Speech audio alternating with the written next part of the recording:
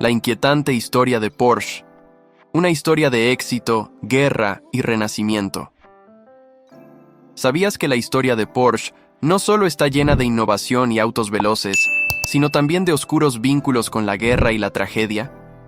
La marca que hoy representa el lujo y el rendimiento en las pistas, en sus inicios estuvo envuelta en conflictos bélicos y decisiones que marcaron el destino de su fundador.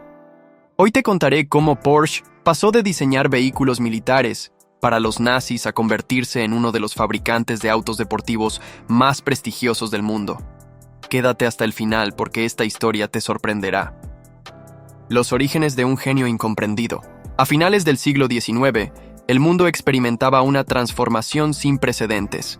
Las ciudades comenzaban a iluminarse con electricidad, las locomotoras impulsaban el comercio y los primeros vehículos motorizados aparecían tímidamente en las calles. En este contexto de innovación y cambios, nació en 1875 Ferdinand Porsche en el pequeño pueblo de Maffersdorf, dentro del entonces Imperio Austrohúngaro. Desde muy joven, Ferdinand mostró una inquietud insaciable por el funcionamiento de las cosas. No se conformaba con aceptar las tecnologías de su época, sino que deseaba comprenderlas y mejorarlas.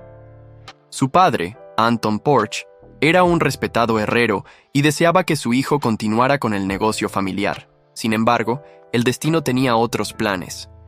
El primer gran golpe en la vida de Ferdinand ocurrió cuando su hermano mayor falleció repentinamente.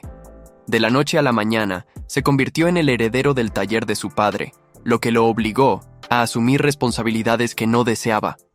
Mientras trabajaba en la herrería, su mente vagaba en otros lugares. Su verdadera pasión no estaba en el yunque ni en el martillo, sino en la electricidad, un fenómeno que para muchos en aquella época era un misterio. A escondidas, Ferdinand comenzó a experimentar con circuitos eléctricos en su casa. Su obsesión por la electricidad lo llevó a instalar un sistema de iluminación en la vivienda familiar, un logro impresionante para un joven autodidacta. Aunque su padre inicialmente desaprobaba sus experimentos, no pudo negar el talento de su hijo y decidió enviarlo a la Escuela Técnica Imperial de Reichenberg. Allí, Ferdinand absorbió conocimientos como una esponja. No tardó en demostrar que no era un estudiante común, sino un prodigio de la ingeniería. Su primer gran paso en el mundo profesional llegó a los 18 años, cuando fue contratado por Bela Eger & Co., una empresa de maquinaria eléctrica en Viena. En poco tiempo, se convirtió en una pieza clave dentro de la compañía, donde desarrolló un motor de cubo de rueda eléctrico, una invención que marcaría el inicio de su carrera en la industria automotriz. Pero su ambición no tenía límites. Sabía que su futuro no estaba en las máquinas industriales, sino en los automóviles. En 1898, Porsche se unió a Jacob Lohner & Co., una empresa que buscaba innovar en el transporte. Allí, diseñó su primer vehículo eléctrico, el Porsche P1, una máquina adelantada a su tiempo que demostraba su visión del futuro. Sin embargo, Porsche no se detuvo ahí.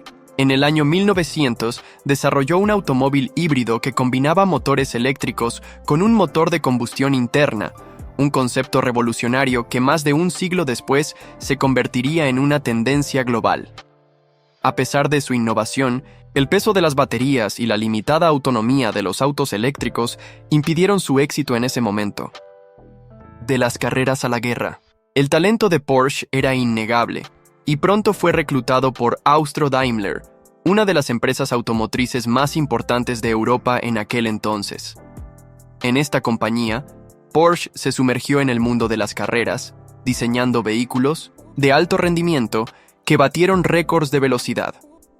Uno de sus mayores logros fue el Austro-Daimler 2780, un automóvil que se convirtió en leyenda tras su victoria en la prestigiosa carrera Prince Henry Trial en 1910. Esta hazaña consolidó su reputación como uno de los mejores ingenieros de su tiempo. Sin embargo, su carrera daría un giro inesperado con la llegada de la Primera Guerra Mundial. Con el estallido del conflicto en 1914, la industria automotriz dejó de lado la velocidad para enfocarse en la supervivencia. Porsche fue asignado al desarrollo de maquinaria militar para el ejército austrohúngaro.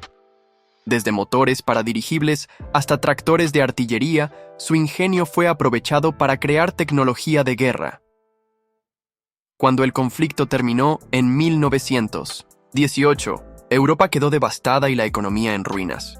Porsche regresó a la industria automotriz y comenzó a diseñar autos deportivos para Mercedes-Benz, incluyendo el legendario Mercedes-Benz SSK, un vehículo de alto rendimiento que dominó las competencias de los años 20. A pesar de su éxito, Porsche tenía una visión propia de lo que debía ser un automóvil. Pero las diferencias con la junta directiva de Mercedes-Benz lo llevaron a tomar una de las decisiones más importantes de su vida. En 1931, fundó su propia empresa, Porsche GmbH, con la intención de revolucionar la industria. La alianza con Hitler y la creación del escarabajo. En 1933, Alemania estaba en plena transformación con la llegada al poder de Adolf Hitler. Uno de los proyectos más ambiciosos del régimen nazi era la motorización del país, y Hitler soñaba con un automóvil accesible para todas las familias alemanas. El encargo cayó en manos de Ferdinand Porsche, quien presentó el diseño del Volkswagen Tipo 1, más tarde conocido como el Volkswagen Beetle o Escarabajo. El automóvil era innovador, eficiente y económico, cumpliendo con las exigencias del Führer. Sin embargo, antes de que la producción en masa comenzara, estalló la Segunda Guerra Mundial en 1939 y la fábrica de Volkswagen fue reconvertida para la producción militar. Porsche pasó de diseñar automóviles civiles a desarrollar vehículos para la guerra, como el Schwimmwagen, un auto anfibio, y el tanque Ferdinand, que resultó ser un fracaso en el campo de batalla debido a su diseño complejo. Durante esta época, la empresa de Porsche fue acusada de utilizar trabajadores forzados en sus fábricas, una práctica común en la industria bélica alemana. Aunque no era un ferviente seguidor del nazismo, su colaboración con el régimen lo marcó para siempre. El precio del pasado y un nuevo comienzo. Al finalizar la guerra, Ferdinand Porsche fue arrestado por los aliados y acusado de crímenes de guerra debido a su participación en la producción militar nazi. Pasó 22 meses en prisión, donde su salud se deterioró gravemente. Mientras tanto, su hijo Ferry Porsche asumió el control de la compañía. Para recaudar fondos y liberar a su padre, firmó un contrato con la automotriz italiana Cisitalia, desarrollando el Cisitalia 360, un automóvil de carreras innovador. Ferdinand Porsche fue finalmente liberado, pero su estado de salud nunca se recuperó. En 1951, falleció a los 75 años, sin poder ver el renacimiento de su empresa. El nacimiento de una leyenda. El 911. Ferry Porsche llevó la empresa a un nuevo nivel. En 1948, lanzó el Porsche 356, el primer modelo oficial de la marca. Pero la verdadera revolución llegó en 1964 con el lanzamiento del Porsche 911, diseñado por su hijo, Ferdinand Alexander Porsche. El 911 combinaba potencia, diseño y confiabilidad, convirtiéndose en un ícono del automovilismo. Con su motor boxer de 6 cilindros y su tracción trasera, el 911 dominó las competencias de rally y las 24 horas de Le Mans, consolidando a Porsche como una marca de alto rendimiento. El SUV que salvó a Porsche. A finales del siglo XX, Porsche enfrentó una crisis financiera que puso en peligro su existencia. En 2002 tomaron una decisión arriesgada: lanzar un SUV de lujo, el Porsche Cayenne. Muchos puristas criticaron la idea, pero el Cayenne resultó ser un éxito masivo. Gracias a este modelo, Porsche no solo sobrevivió, sino que se convirtió en una de las marcas más rentables del mundo. El legado de Porsche.